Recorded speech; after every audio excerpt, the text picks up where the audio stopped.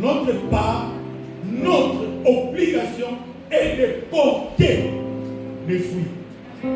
C'est notre obligation. Notre Dieu veut que nous puissions porter les fruits. Les fruits là qui ne viennent pas de nous-mêmes. Ces fruits-là, bien-aimés, que nous portons, ça ne vient pas de nous. Amen. Ça ne vient pas de nous-mêmes. Ça ne vient pas de nous-mêmes. Mais de la vie de Christ. De la vie de notre Seigneur Jésus. Amen. C'est pour cela, bien-aimés, il est de notre intérêt de porter les fruits venant du Seigneur. Venant du Seigneur. Quand tu portes le fruit venant du Seigneur, cela doit être, bien-aimé. Oh, ça va être plus grand. Plus grand. Plus grande, ça va être notre joie. Notre joie, quand tu portes le fruit, c'est une joie. Une joie pour l'Éternel et une joie pour nous aussi. Parce que nous la partageons. Nous partageons cette joie-là avec l'Éternel. Amen. Nous le partageons avec lui. Alors, demeurer, bien-aimé, demeurer comme nous venons de le lire dans la parole, demeurer en Jésus est un mode de vie. Est un mode de vie très actif. Chacun de nous est appelé à vivre comme Christ. Amen. Voilà, demeurer. Demeurer, voilà. Nous devons vivre une vie très active, comme Jésus. Comme Jésus. Cela signifie, bien aimé, que nous devons vivre de telle manière tous les jours de notre vie. Tous les jours de notre vie, notre comportement, notre caractère doit plaire à Dieu. Amen. Doit plaire à Dieu, bien-aimé. Doit plaire à Dieu les comportements. Que je suis en train de marcher main dans la main avec Jésus. Amen. Je suis en train de marcher main dans la main avec le Seigneur. Avec le Seigneur. Bien-aimé, si vous demeurez en moi et que mes paroles demeurent en vous, oh, bien-aimé, c'est vraiment étonnant. Si vous demeurez en moi et que mes paroles demeurent en vous, cela signifie que notre vie doit être étroitement liée. Liée au Seigneur. Amen. Notre vie doit être étroitement liée au Seigneur. Au Seigneur, bien-aimé. Et non pas seulement au Seigneur, aux paroles de Jésus. Aux paroles. Les paroles de Jésus doivent demeurer dans mon cœur, aussi dans mon esprit. Amen. Voilà. Les paroles que nous recevons, les paroles qu'on nous enseigne, doivent demeurer dans nos cœurs ainsi que dans nos esprits. Dans nos esprits. Tu ne peux pas avoir la parole dans ton cœur, mais dans ton esprit sans vivre. Non. Les deux, et le cœur et l'esprit, les paroles de Christ doivent demeurer. Doivent demeurer. Donc, bien aimé, c'est important lorsque Jésus parle de demeurer en lui. De demeurer en lui, bien aimé. Donc, ces paroles qui habitent, ces paroles doivent habiter, qui habitent dans nos cœurs et dans nos esprits, à ce qu'on appelle un pouvoir. Un pouvoir. Donc, dès que nous avons la parole, dès que nous avons reçu la parole de Christ, bien aimé, dans nos cœurs et dans notre esprit, bien aimé, ces paroles-là constituent un pouvoir. Constituent un pouvoir de l'autorité, parce que nous connaissons la parole de Dieu. Voilà, bien aimé, ce que Dieu fait réellement dire dans ce que demeurer. Vous savez, la parabole de ce que Jésus vient de dire, que je suis le vrai cep, que vous êtes les sarments, mon Père est les vignerons. Bien aimé, cette parabole la cache des vérités. Des vérités. La première vérité, la communion. La communion.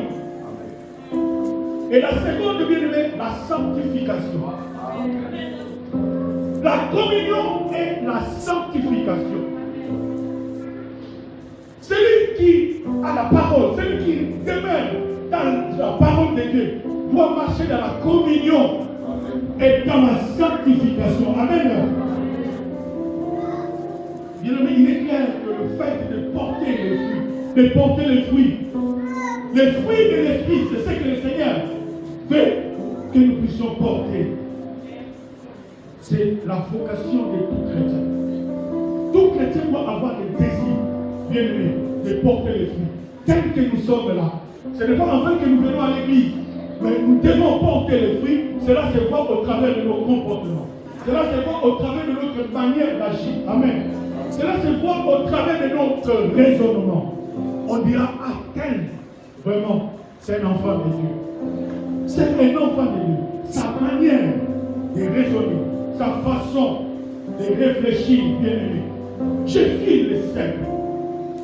Et mon Père est le vigneron.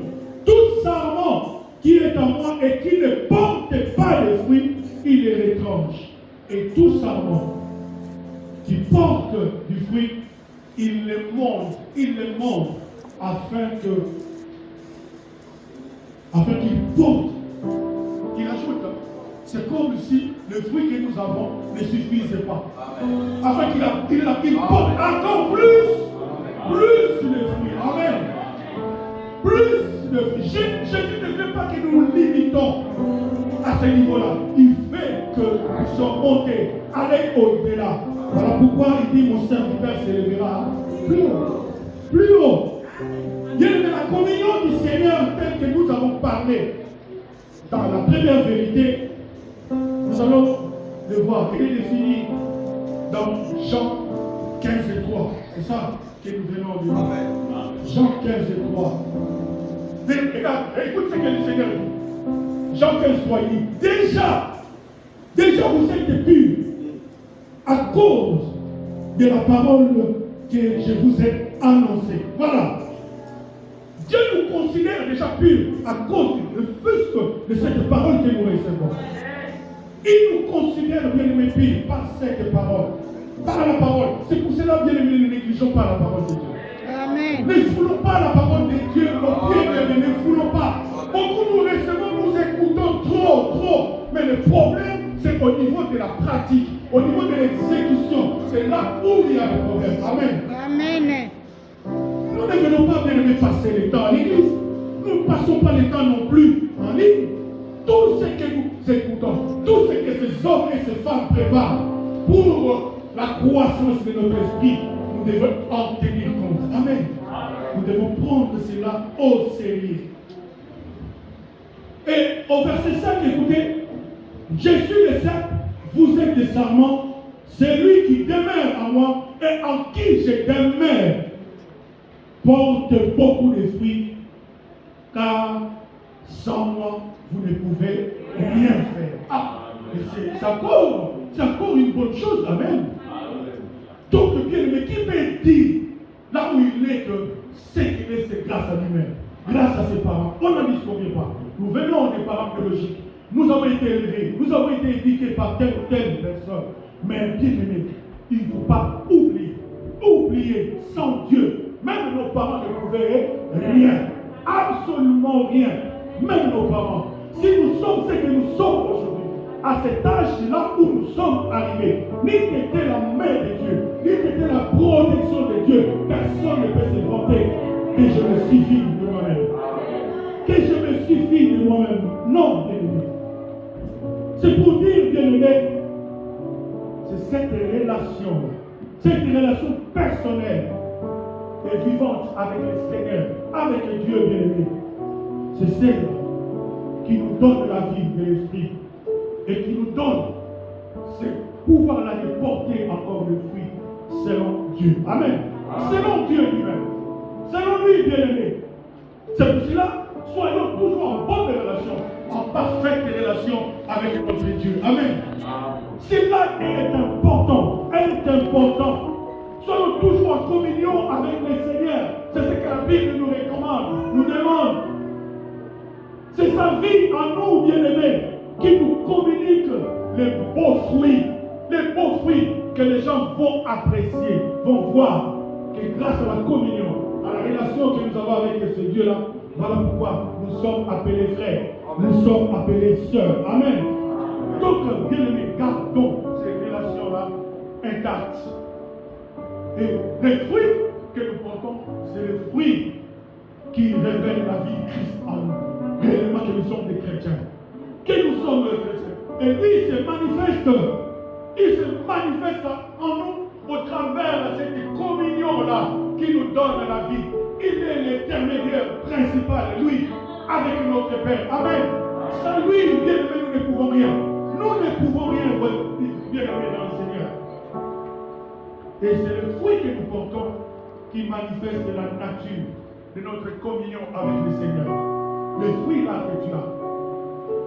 Je ne parle pas des fruits de l'arbre, je parle de fruits de l'esprit. Amen. Je parle de fruits de l'esprit. Je parle des fruits de l'esprit. Psaume bien-aimé 1. Il dit heureux l'homme qui ne marche pas selon les conseils des méchants. Voilà. Heureux l'homme qui ne marche pas selon les conseils des méchants, qui ne s'arrête pas sur le voie des pécheurs ou des moqueurs, et qui ne s'assied pas, oh bien-aimé, en compagnie des moqueurs, mais qui trouve son plaisir à la loi de l'Éternel. Voilà, bien-aimé. Voilà. Si réellement nous pouvions garder notre communion intacte, nous pouvions garder nos relations intactes, voilà ce que le islamisme nous dit. Ne sommes pas vraiment heureux lorsque nous sommes dans la moquerie, lorsque nous sommes dans les injures, lorsque nous sommes dans les problèmes, lorsque nous sommes dans l'indifférence. Bien aimé, non, mais heureux, celui qui ne complote pas, qui ne participe pas, qui ne s'assoit pas sur la voie de mon cœur. Amen. Donc, toutes ces choses, nous devons les mettre à côté pour que vraiment notre communion soit parfaite. Comment expliquer, toi chrétien, toi serviteur, toi servant, tu écoutes la parole de Dieu, tu rentres chez toi et tu t'assois avec ceux qui critiquent, ceux qui complotent, ceux qui se moquent des gens, ceux qui haïssent. Ça n'a pas de sens. Et là, ta communion est bafouée. Ta communion avec l'Éternel est bafouée. Ce n'est pas moi qui l'ai dit, c'est la parole de Dieu. C'est la parole de Dieu qui l'est dit. Donc, il nous faut veiller, veiller à notre communion avec le Seigneur. Veillons, bien-aimés, veillons. Si réellement nous, bien-aimés, aucun homme peut lever son bout de doigt en disant qu'il est parfait. Non. Nous branchons d'une manière ou d'une autre. Mais fais en sorte que ta communion soit rétablie de suite. Amen. Fais en sorte que ta relation avec Dieu soit restaurée de suite. Amen. C'est important. C'est la cache de bien-aimé beaucoup de miracles. C'est la cache beaucoup de vérités là-dedans. Et vous verrez, même l'apôtre Paul nous dit les 4 règles. Les 4 règles pour pouvoir préserver notre relation. Pour pouvoir préserver notre relation. Écoute ce qu'il dit dans Acte 2, 42. Il dit ceci. Il persévérait dans l'enseignement des apôtres. Il persévérait dans l'enseignement des apôtres. Dans la communion fraternelle. Premièrement, bien-aimé, il dit l'enseignement. Il persévérait dans l'enseignement des apôtres. Et deuxièmement, il dit dans la communion fraternelle, ce que nous avons dit tout à l'heure. Et troisièmement, il dit dans la fraction de pain. Amen.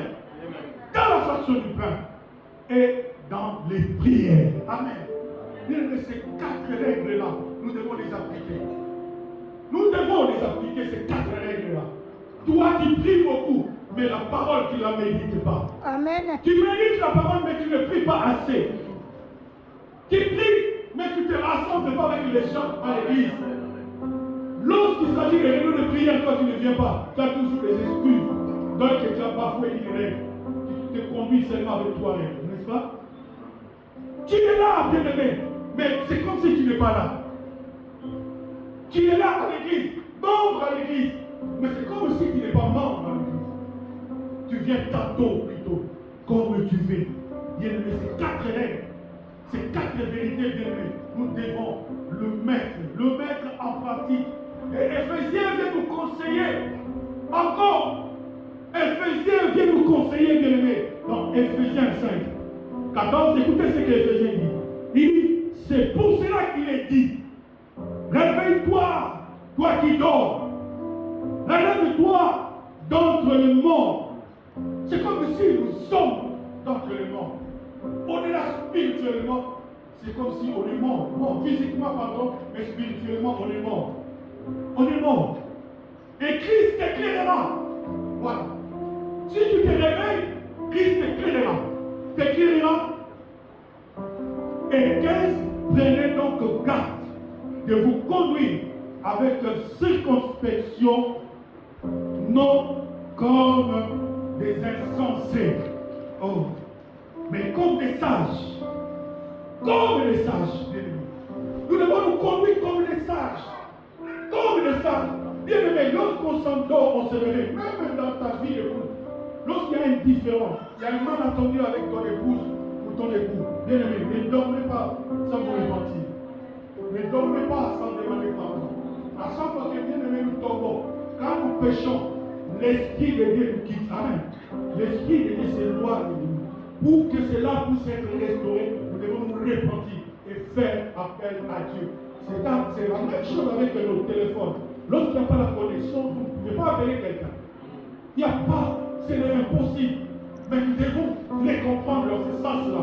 À chaque fois que nous tombons, à chaque fois que nous trébuchons, notre relation avec Dieu est quoi? Coupée. Notre relation avec Dieu est coupée. C'est pour cela que Dieu nous appelle, nous recommande à chaque instant de nous repentir. De nous repentir, bien. Voilà l'occasion pour Dieu. Quel amour, quelle bonté. Deuxièmement, après la communion, bien aimé, c'est la sanctification. La sanctification, bien aimé. Jésus montre la nécessité pour Dieu notre Père, bien aimé, demander les serments que nous sommes. Je vais expliquer et demander si cela veut dire quoi. Voilà. Jésus intervient. Les vignerons qui a été intervenu au moment où on voulait couper, détruire les vignerons est venu supplier.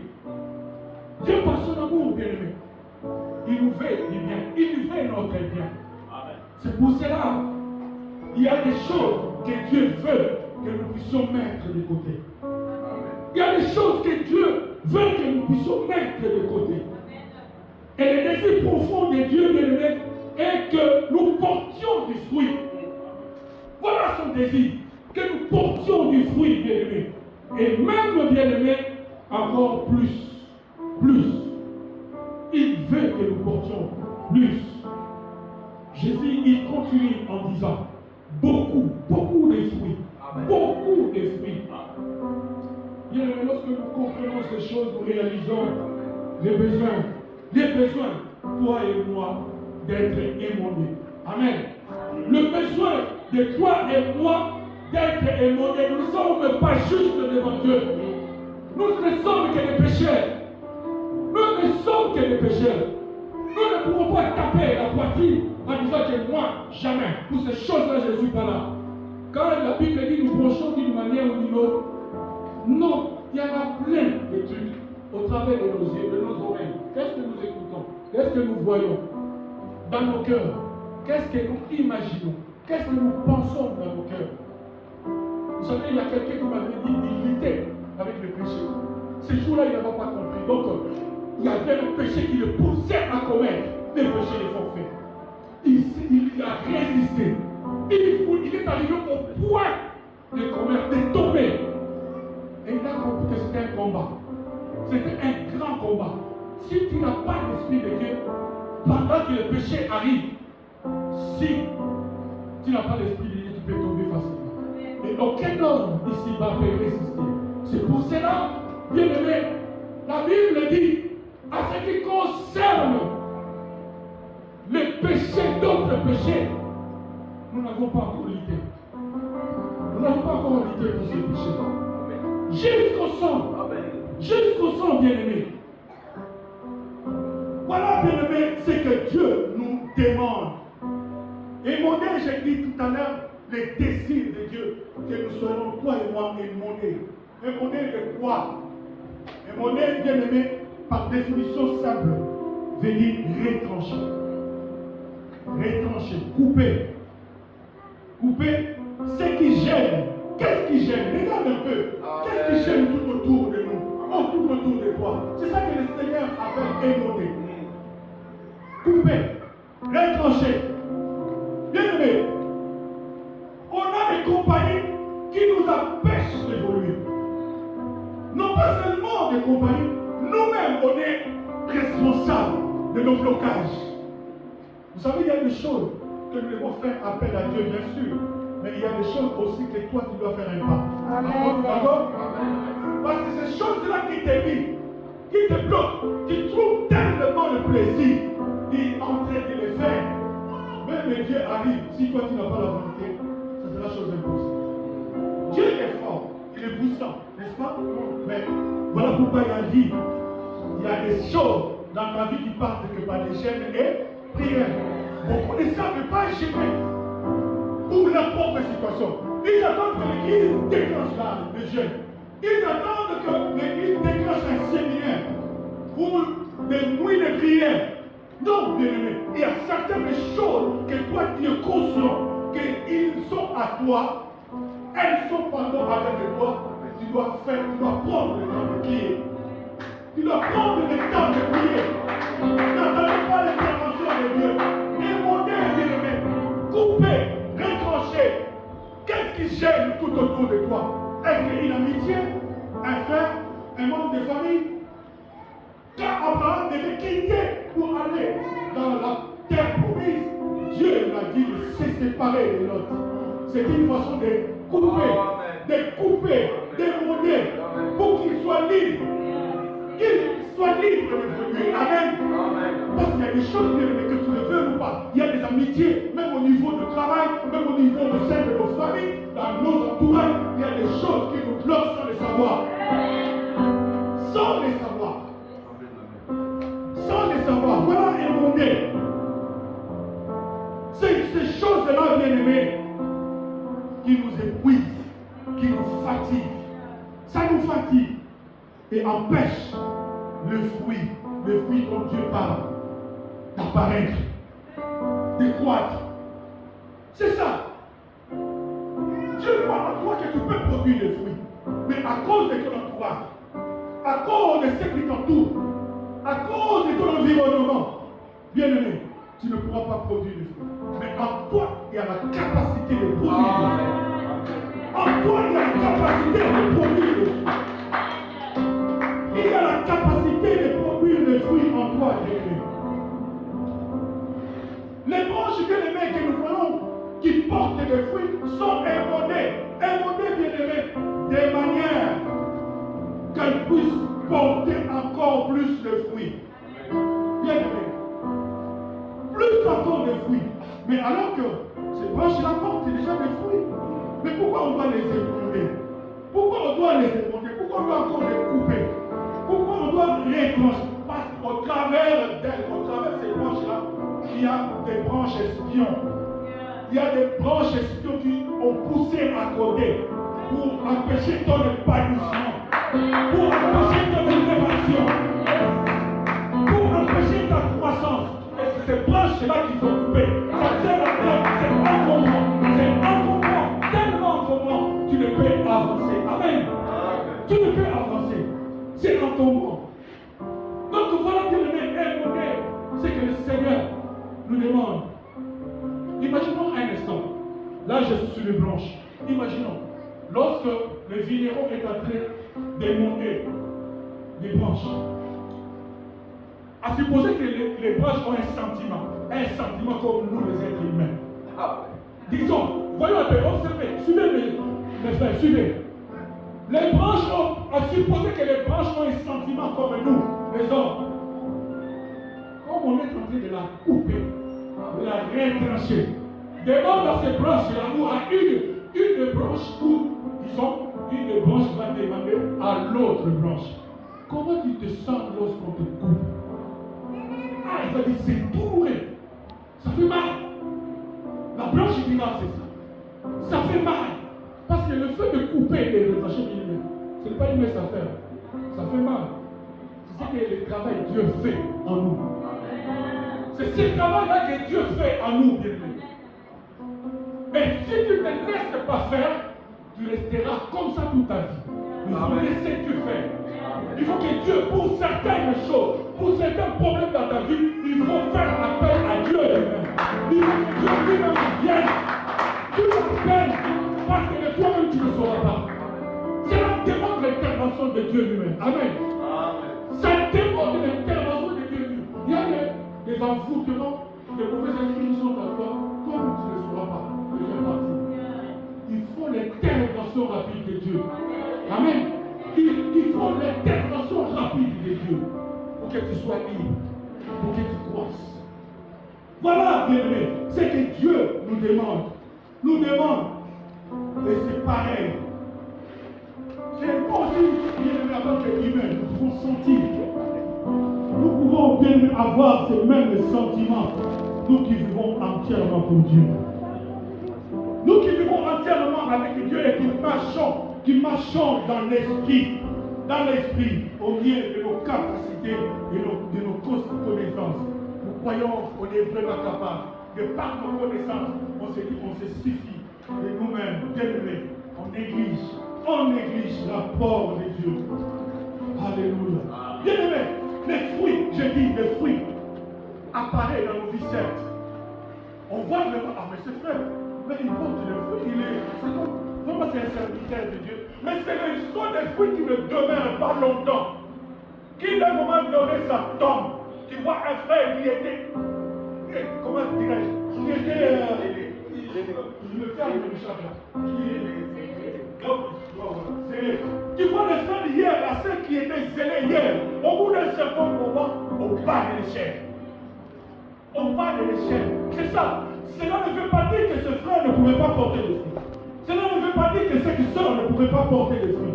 Mais à un moment donné, tellement elle n'est pas pris dans, ou elle n'est pas pris dans de ce qu'elle vit, de ce qu'elle voit, de ce qui l'entoure, ce fruit-là tombe. Il se retrouve au bas de l'échelle. Au bas de l'échelle. On a eu l'occasion, j'ouvre une parenthèse avec Papa Théo, on s'est déplacé, on est allé dans une province en France, on est passé par Bordeaux. On était dans les trains. Bordeaux, c'est une ville où il y a beaucoup de champs de vie. Beaucoup de champs de vie. Quand vous êtes dans les trains, vous voyez ça. C'est plein de champs de vie. C'est là où provient le vin de Bordeaux et tout ça. Bien aimé, on a vu comment on a émondé les villes. Oh, c'est tellement pas beau. Les nouvelles feuilles commencent à pousser. Après émondage, on voit les plantes déjà avec cette jolie fleur. Bien aimé, c'est comme ça dans la vie chrétienne. On voit un chrétien qui fleurit, il porte le fruit. Et puis les premiers jours, surtout lorsqu'on vient pour la première fois au Seigneur, regarde les fruits dans cette serre, dans ces frères. Mais à un moment donné, où sont partis ces ailes? Où sont partis ces ailes? Où sont partis ces fruits? Je suis allé visiter un frère, il est ici, je ne vais pas citer son nom. Il a un grand pommier dans sa résidence. Un grand pommier. J'étais crié, je suis passé voir les pommiers. Je vois des pommiers qui produisent beaucoup de pommes. Mais les pommes ne sont pas matures. Elles tombent d'elles-mêmes. Les pommes tombent, toutes les pommes sont par terre. J'étais curieux quand même de demander à ses frères, mais mon frère, pourquoi ton pommier fait tomber des pommes comme ça? Il me dit là, il faut que je fasse appel à un jardinier, à un expert, pour venir faire le cerclage. Le cerclage. C'est comme cela le milieu a dit, laissez-lui encore dans les pommes. Laissez-lui, il faut que je puisse creuser tout autour. Je vais dîner. Et le frère là m'a fait rire. Il m'a fait rire en disant, maman m'a dit que Dieu te bénisse. Il m'a fait rire, il a dit, peut-être comme les pommes ne sont pas juteuses, on risque de mettre les huiles. Les huiles, quelles huiles de humains ou des animaux? Il a dit, c'est au jardinier et des huiles. Vous vous rendez compte? Vous vous rendez compte? Le fumier, qu'est-ce que ça fait le fumier? Les huiles, ça sent mauvais. Mais c'est bien pour la croissance. La croissance. La croissance. Ce n'est pour la croissance, bien-aimés. Beaucoup, bien-aimés, nous avons des fruits avec nous. Mais ça ne démêle pas. Amen. Au lieu d'attendre sa maturité, à un moment donné, ça tombe. Et ce n'est même pas jeté. Ce n'est même pas jeté. Les fruits que nous portons doivent être jetés. Jetés, ça va attirer les gens. Que vraiment, si j'en mange ces fruits, et si je les goûte, oh, c'est succulent. C'est succulent. Nous devons être succulents devant l'Éternel. Vous savez, la joie de porter les fruits, ce n'est pas seulement réservé aux vignerons, mais aussi à la branche. À la branche. Les branches et les vignerons doivent partager cette joie. Yes. Ils doivent partager la joie, bien-aimée. C'est pour cela que mes faisons un effort continuellement de porter les fruits. De porter les fruits. Parce que c'est là qu'il nous permettra aux autres de venir, de nous joindre. Pourquoi les autres ne viennent pas? Ils voient à nous aucun fruit de l'esprit. Ils nous jugent d'une manière ou d'une autre. Ta vie chrétienne, elle est bien à toi. Mais les publics que tu ne veux ou pas, te voient, te regardent, t'observent, te jugent. Si tu es vraiment un vrai ou un faux frère. Si tu es une vraie ou une fausse sœur. Faisons attention. Amen. Est-ce qu'on va clamer très fort?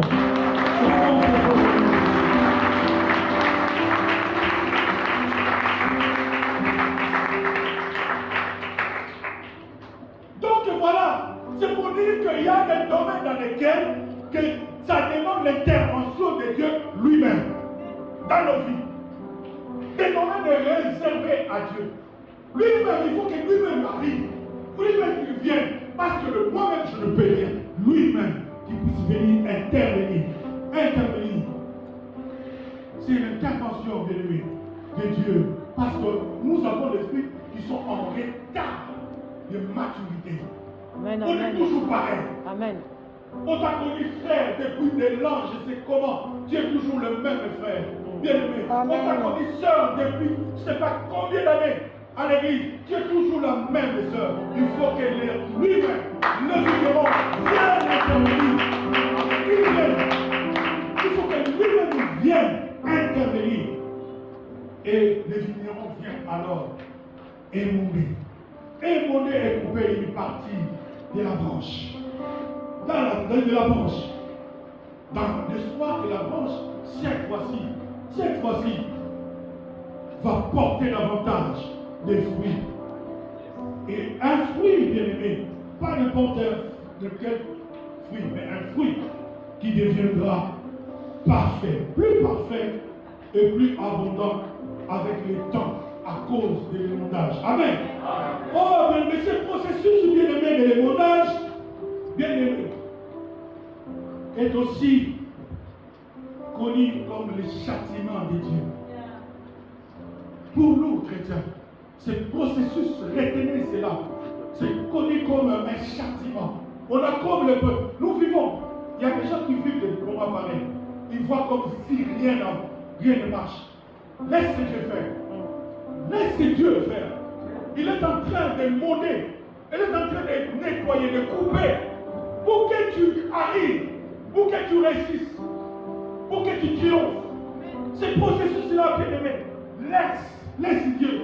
Beaucoup ne supportent pas les châtiments de Dieu. Et pour cela, nous avons des paroles que nous écoutons. Comme la Bible dit, c'est la parole de Dieu, c'est une épée à double tranchant. Mais toi, à chaque fois qu'on enseigne, qu'un prédicateur enseigne, tu dis qu'il a parlé de moi. Mais non, grand gloire à Dieu. Pourquoi il parle de moi? Non, c'est Dieu qui parle au travers de ses serviteurs. Et c'est pour travailler un traitement digne. Parce que c'est cette parole-là qui convient à ta situation. Amen. C'est cette parole-là qui convient à ton problème. Laisse Dieu faire. Pendant que tu es en train de parler, de traverser des difficultés, des moments difficiles. Je vous l'ai dit, bien-aimé, laisse-moi te dire, toi qui traverses les épreuves aussi sont un moyen pour nous aider à croître, à devenir mature. Acceptons les épreuves. Acceptons cela si cela vient de Dieu. Amen. Si cela vient de Dieu, mais pas n'importe quelle épreuve. il y a certaines épreuves qui viennent de démons. Le démon qui nous a assujettis. Mais si tu es conscient que Dieu est en train de les préparer, Dieu est en train vraiment de planifier le chemin pour voir, rends gloire à l'Éternel. Amen. Alléluia. Oh, bien-aimé, le message ici, il est tellement beau. Quand je suis en train de méditer cela, je dis, même de toute une année, on ne pourra pas le décortiquer. Mais je suis sûr que ce matin, Dieu veut que nous puissions porter des fruits. Je ne dis pas que vous n'avez pas de fruits, mais beaucoup plus de fruits. Beaucoup plus de fruits. Beaucoup plus de fruits, bien-aimés. Les épreuves, bien-aimés, ça nous amène, bien-aimés, à voir les limites. Les limites. Les limites de notre propre force. Nous disons que nous les suffisons. Non, bien-aimés. Non. Ça nous permet de voir que là, je peux, là où je ne peux pas. Dans le domaine où nous nous rendons compte, bien-aimés, que nous agissons avec notre propre force au lieu de laisser Dieu agir, au lieu de laisser la puissance de l'Esprit se manifester à nous, bien-aimés. Lorsque nous remarquons que nous manquons de fruits, là je voulais terminer. Lorsque réellement tu t'observes, tu regardes, que tu n'as plus depuis un certain temps les fruits de l'esprit, et cela doit éveiller ta conscience. Amen.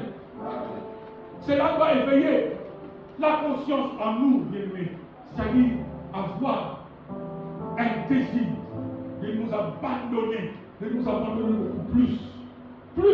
beaucoup plus à la parole de Dieu. Amen. D'écouter un peu ce que dit la parole de Dieu à ce propos. Et la Bible dit même dans Acte 5, 52, le Saint-Esprit que Dieu a donné à ceux qui lui obéissent. Pour que vraiment tu puisses voir la main de Dieu, bien-aimé. Nous qui n'obéissons pas à la parole de Dieu, je voudrais te recommander, bien-aimé, la parole que tu viens d'écouter, mets-la en pratique, bien-aimé. Mets-la en pratique. Vous savez, c'est la chair, bien-aimé, avec ses désirs et ses passions. C'est notre mauvais cœur. Souvent, c'est notre mauvais cœur, bien-aimé, qui empêche la vie de Christ. La vie de Christ, bien-aimé, de porter du fruit en nous.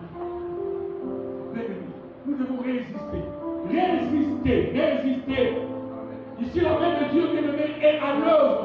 La main de Dieu est en train de travailler pour ceux qui ont la volonté, pour ceux qui veulent changer, ceux qui veulent obtenir la seconde chance.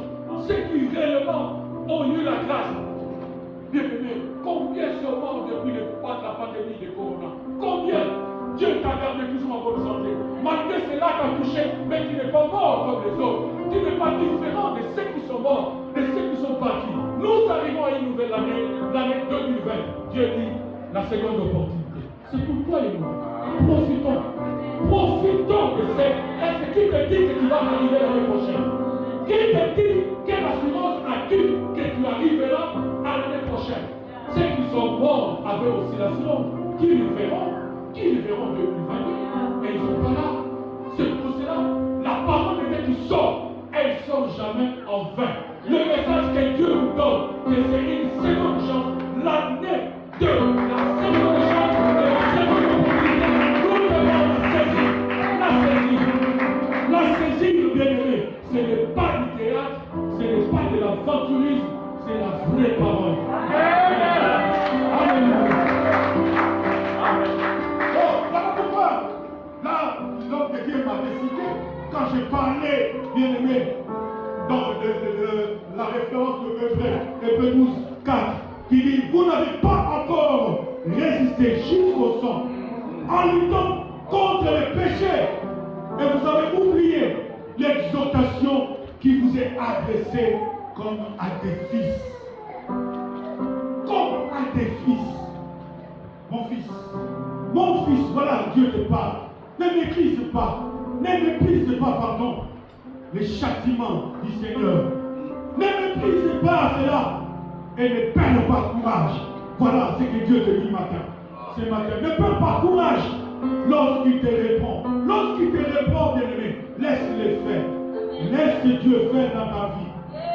laissez-les faire. Et là, ce qui est aussi important, bien aimé, c'est que Dieu nous le commande. De rechercher la paix avec tous. Rechercher la paix avec tous. Avec tous, sans exception, sans laquelle personne ne verra le Seigneur. Amen. Veillez, bien aimé, à ce que nul ne te prive ou ne se prive de la grâce du Seigneur. Nul. Dieu nous fait grâce. C'est une grâce que Dieu nous a donnée. Veillons, bien-aimés, veillons à cela. À ce qu'aucune bien-aimée, écoutez, rancune, aucune racine d'amertume. Bien-aimés, gardons notre cœur intact. Aucune amertume. Ne soyons pas des gens de règlement de compte. Ne soyons pas des gens de rancuniers. Nous sommes dans le Seigneur, ces choses-là doivent être décotées. Parce qu'au travers de cette unité, au travers de l'unité, c'est là où Dieu vient. Il vient, il se manifeste et il fait descendre toutes ces bénédictions. Au nom de Jésus, alléluia. Oh, bien-aimé, que Dieu nous bénisse. Que Dieu nous bénisse. Je voudrais terminer en disant seulement, porter du fruit, bien-aimé. C'est un désir de nous tous. Chacun, tel que nous sommes là, nous avons besoin de porter des fruits. Des fruits. Et non pas porter des fruits de l'esprit. Et bien aimé, la vocation que nous avons là, nous ne devons pas la chercher ailleurs. Nous devons la chercher dans la parole de Dieu. C'est dans la parole de Dieu. Et c'est dans la promesse que Dieu nous a faite. Il nous a fait ses promesses. Dieu nous a fait ses promesses. Il ne ment jamais. Et par la grâce de Dieu bien-aimé, cela est possible. Cela est possible pour toi aujourd'hui. Pour toi aujourd'hui de saisir cette seconde opportunité. Car l'Éternel se glorifiera lorsque nous porterons des fruits. La Bible dit, c'est ainsi que Dieu sera glorifié. Glorifié. Et Jésus a dit, en faisant cela, c'est alors que nous serons ses disciples. En faisant cela, c'est alors que nous serons ses disciples. Que Dieu nous bénisse. Que Dieu nous bénisse.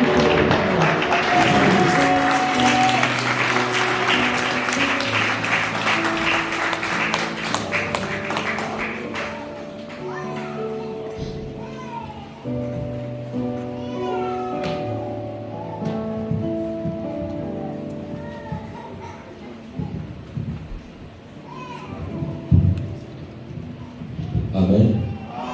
On bénit Dieu pour ce moment.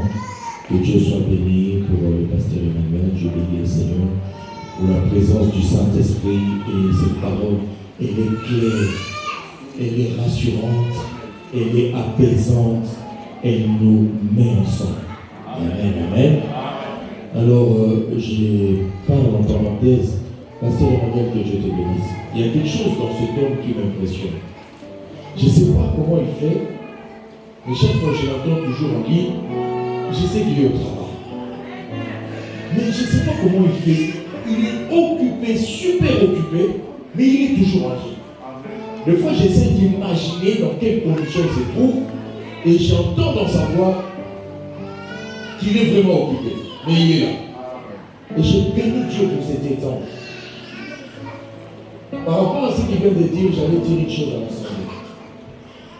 Pendant que cet homme priait, moi le Seigneur me parle énormément pendant qu'il le prêchait. Et je retrouve que le Seigneur m'a mis à cœur de solliciter à l'église qu'on se réveille dans la prière. Si nous voulons atteindre les objectifs cette année, on doit se réveiller dans la prière. Je me suis rendu compte que la prière n'est pas facile. Bien aimé, la prière, le fruit de la prière n'est pas facile. Si quelqu'un vous a dit prier c'est facile, vous vous trompez. Amen. Alléluia. Je ne veux pas être long. Vous savez comment les enfants de Dieu priaient dans l'ancienne alliance? Si un enfant de Dieu prend la résolution, je veux prier, il va faire ses bagages, il va se préparer et il va faire une grande distance jusqu'à atteindre le sommet de la montagne. J'ai le désir de prier. Mais je commence d'abord par faire la distance, jusqu'à aller au sommet de la montagne. Et après avoir arrivé au sommet de la montagne, je commence à prier. C'est pour cela qu'ils ont dit à Jésus, Jésus a dit, maintenant le revenu, où vous ne prierez plus sur une montagne, avant vous priez où? J'ai seulement un besoin, j'ai un souci. Avant de prier, je vais devoir faire la marche. C'est comme si j'ai envie de prier, mais je suis à lieu sans. Mais pour prier, il faut que j'arrive à caresser là et j'arrive à la montagne. Et là, je vais me mettre à genoux, je commence à prier. Bien aimé, on a une facilité aujourd'hui que beaucoup d'enfants de Dieu n'arrivent pas à prier. Justement pour te lever à 6 heures. À 6 heures, prier pendant 1 heure. Bien aimé, c'est un problème. Église, je ne vous force pas à prier, mais je vous déclare l'importance de la prière dans la vie d'un enfant de Dieu. Jésus l'a dit, pareil que je vous l'ai dit. Il a regardé les disciples. Il a dit, mais vous n'avez pas pu prier ne fût-ce qu'1 heure. Nous avons établi simplement 1 heure. Quel mal on t'a fait de te solliciter à prier? Qu'est-ce qu'on te force de solliciter à prier? Aujourd'hui, la prière devient comme on doit marchander. Vraiment, pour ton bien, il faut qu'on te supplie de prier. Amen. Les gens ont une mauvaise interprétation. Non, il veut avoir plus du monde dans la prière. Papa, écoutez-moi. Le problème, c'est pas ça. Le problème, c'est que puisque vous êtes là, vous devez entrer là. Parce que Dieu vous voit dans une assemblée. Si vous n'entrez pas dans la prière dans l'assemblée, comment est-ce que le pasteur va prendre sur vous? Et il y a des choses que cet homme a dit qui se passent dans la prière en ligne. Et vous l'avez aucune. Est-ce qu'il y a quelqu'un qui est souvent à la prière en ligne? Amen. Ceux qui sont dans la prière en ligne, levez-vous. Non, on va se lever pour solliciter les gens de venir à la prière en ligne. Bien aimé, ne descends pas gêner. La prière en ligne, c'est une prière recommandable, très recommandable. Amen. Et je veux vous dire une chose. Moi, j'ai prié pour intercéder, pour que les gens entrent dans la prière en ligne et qu'on prie ensemble. Vous savez ce que le Seigneur m'a dit? Le Seigneur m'a dit, les gens veulent entrer ensemble dans la prière, mais c'est manque de décision. Les gens n'ont pas une forte décision de dire oui, je veux me sacrifier pour la prière en ligne. En dehors de toutes les personnes qui travaillent, il y a aussi les contrats du travail. Mais venez me rejoindre dans la prière en ligne. Alors, je demanderai à ce qu'on affiche le numéro de la prière en ligne, parce que Dieu m'a dit, il faut multiplier les prières cette année. Tu verras les fruits. Amen. Voilà, on va afficher la prière en ligne, les horaires et tout.